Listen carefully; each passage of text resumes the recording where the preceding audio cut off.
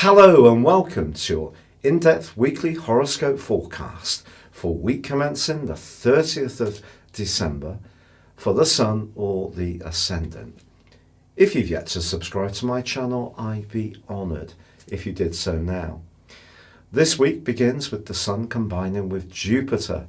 This is a wonderful energy of growth. We had it last week, but they're still together on Monday and Tuesday. So this is a really wonderful combination to have to bring the curtain down on 2019.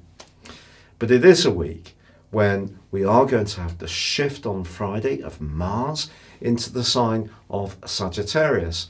Now, it has been going through the sign of Scorpio, which it governs over the previous 5.5 weeks before this week. But I think this move into Sagittarius is quite expansive and it's quite optimistic. But the energy that's building up is very much focused on the sign of Capricorn with the stellium that's developing in that sign. And of course, Saturn and Pluto are getting ever closer together, ready for the exact conjunction which begins on the 6th of January, but peaks in its absolute entirety on the 12th in that alliance that we've all been speaking and thinking about on the 12th of January. But this week, Venus and the Sun are actually forging, Venus in the sociable sign of Aquarius, are actually forging a semi-sextile to Neptune. So our ability to tune into others is actually going to be really crucial, particularly as when this new year begins, the moon is going to be alongside Neptune in the sign of Pisces. So that's a very perceptive rendering influence. It's asking us not to ignore how we feel, how we might get an instinct about something. So that's an energy that can really guide us throughout 2020 if we think of this as being our solar return overview forecast. But also, I feel that this influence of Neptune can make us much more mindful of those who are less fortunate, of perhaps being more concerned with making sure that any desires we have for success and ambition and status and more material push, which comes through this Capricornian guise, is tempered by a more spiritual dimension. So that's something we really can gain. But also at the turn of the year, Jupiter and Mercury are in a glorious combination, and they are angling across to Uranus. So thinking outside the box is going to be especially important.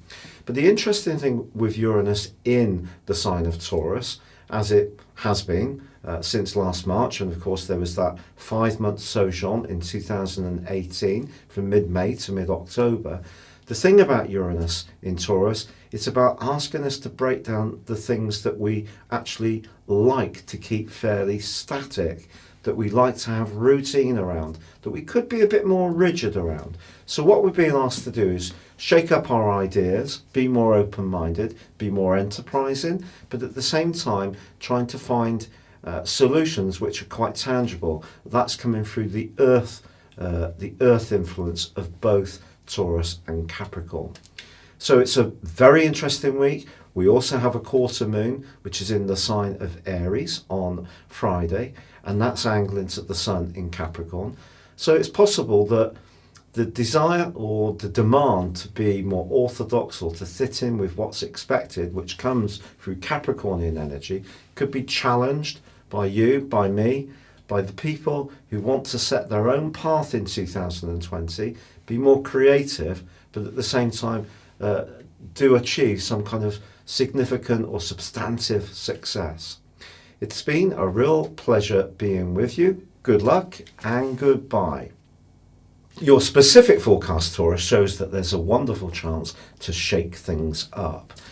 Now, you know that your chart has been calling out to you for some time to welcome change, which is not something you always find necessarily easy, because you have a great awareness and appreciation of what stability brings to life, and you're to be applauded for that.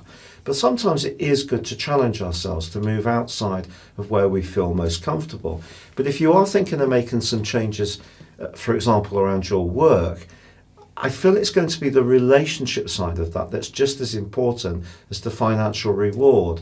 Also because Neptune's combining with the moon this week on the turn of the years, I think your ability to connect to certain individuals can be really aided by a great sensitivity that you're going to have at your disposal.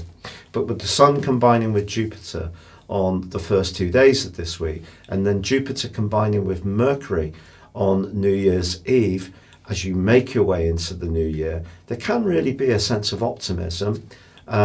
And travel is also a possibility. I think you could do this spontaneously. It may be something that's been planned for a while.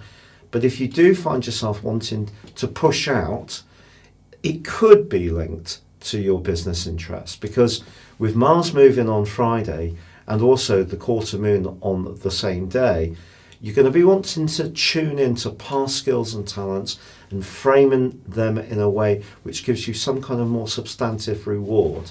So that side of you that does love the good things in life or appreciates very rooted values, that is going to really be helped by Mars powering its way into Sagittarius on Friday.